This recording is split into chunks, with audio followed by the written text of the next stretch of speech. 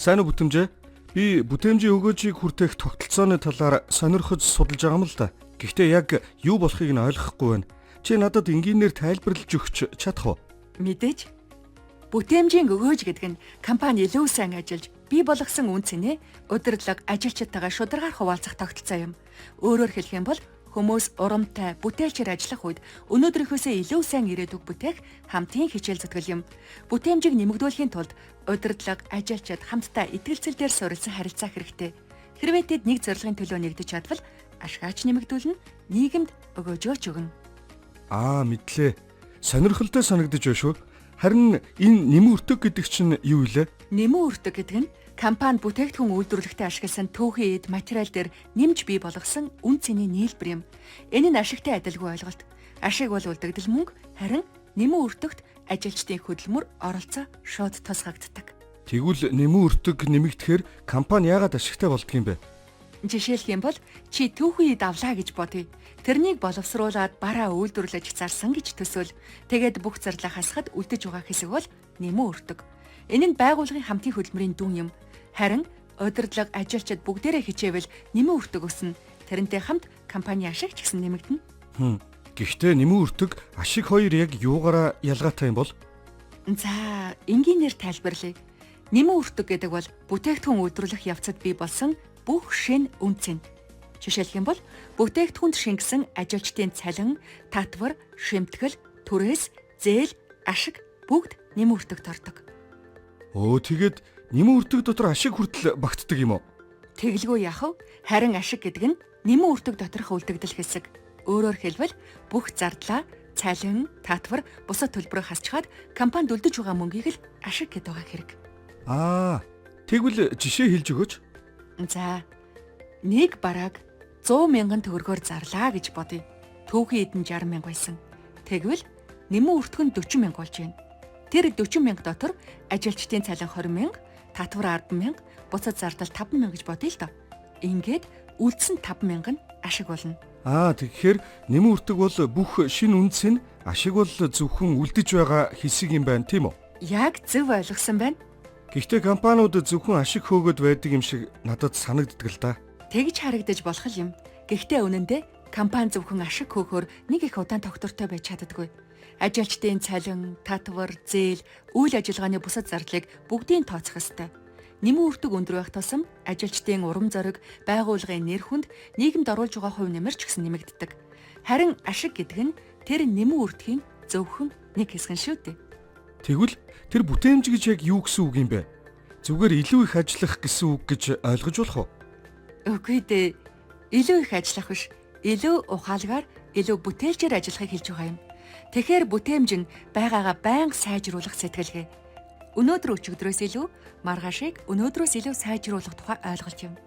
Бүтээмж бол нийгмийн зорилго, хүмүүсийн сэтгэлгээг сайжруулдаг.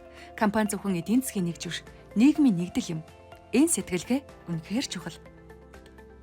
Хэрхэн ийм сэтгэлгээг компанид хэрэгжүүлдэг юм болоо би ч бас хэрэгжүүлмээр байна. Бололгүй яах вэ? Энд бүтээмжийн хөдөлгөөний 3 үндсэн зарчмыг онцолсон байна. Нэгдүгээрт бүтээмж дээшлэхийн хэрээр ажил эрхлэлт тогтвортой нэмэгдэнэ. Хоёрдугаарт ажилчид болон удирдлага хамтран зөв шийдэл, арга замыг бий болгох шаардлагатай. Гуравдугаарт бүтээмжийн үр өгөөжийг удирдлага, ажилчид, хэрэглэгчид оролцооныхоо хэрээр шударгаар хуваалцах ёстой. Тогтвортой харилцаанд тулгуурласан ажилчид удирдлагын зөвлөлтөөн өгөөжийг шударгаар хүртээх тогтолцоо нь амжилтын гол үндэс болдог. Одоо л бүтээмжийн хөдөлгөөний 3 үндсэн зарчмыг ойлгож авлаа. Миний дараагийн санаа зовж байгаа асуудал бол ажилчдын цалин. Тэгэхээр цалин яг юунаас хамаарад өөрчлөгдөд байгаа юм бол? Зөвхөн бүтээмжээс шалтгаалж байгаа хэрэггүй эсвэл өөр хүчин зүйл ч бас нөлөөлөд байна уу? Ойрын үед ажилчид маань цалингаа нэмэгдэх болов уу гэсэн хүлээлттэй байгаа. Шинэ цалин зөвхөн бүтээмжээс гадна олон хүчин зүйлээс хамаардаг. Энийн дамжиргааны зардал, хөдөлмөрийн зах зээлийн эрэлт хэрэгцээ, бүтээмжийн төвшин, ажилчид удирдлагын харилцаа, байгууллагын бодлого, хууль эрх зүйн зохицуул тэгээд олон зүйл орно. Сүүлийн үед дамжиргааны өртөг өссөн хамгийн том хүчин зүйл болсон. Тиймээс үйлдвэрчний эвлэлч гэсэн цалин нэмэх шаардлага тавьж эхэлсэн байгаа. Тэгвэл бүтээмж өсгөхөд цалингийн өсөлттэй уялдсан тогтолцоо хэрэгтэй юм байна. Харин ажилчид бүтээмжийн өсөлтийн үр өгөөжийг яаж хүртэх вэ? удирдлагад ямар өгөөж бий болох юм бол? Бүтээмжийн өсөлтөөс бий болсон өгөөжийг ажилчид болон удирдлагын хооронд оролцооны хэрээр нь шударгаар хуваарлах хэрэгтэй. Ажилчид энэ өгөөжийг цалин урамшуулал, нийгмийн дэмжлэгийн хэлбэрээр хүртэнэ. Харин удирдлагын хувьд ашиг, татвар, хөрөнгө оруулалтын боломж болгон илрэн. Энэ нь баялагийг эхлээд томруулж, дараа нь хуваах зарчим юм. Хүн бүр хамтдаа хичээвэл хуваах хэмжээ багасах биш. Баялаг улам өсөн нэмэгддэг шүү дээ. Тэгвэл энэ бүтээмжийн өгөөжийг хэрхэн нэмэгдүүлэх вэ? Компанид яг ямар хүчин зүйл нөлөөлдөг юм бол? Жишээ нь бидэнд хамгийн сүүлийн үеийн тоног төхөөрөмж байхгүй үед яах ёстой вэ? Бүтээмжийг өсгөхөд компанид олон хүчин зүйл нөлөөлнө. Энд дээд удирдлагын ур чадвар, ажилчдын уур амьсгал, бүтээгдэхүүний төрөл, тоног төхөөрөмж, байршил зэрэг орно.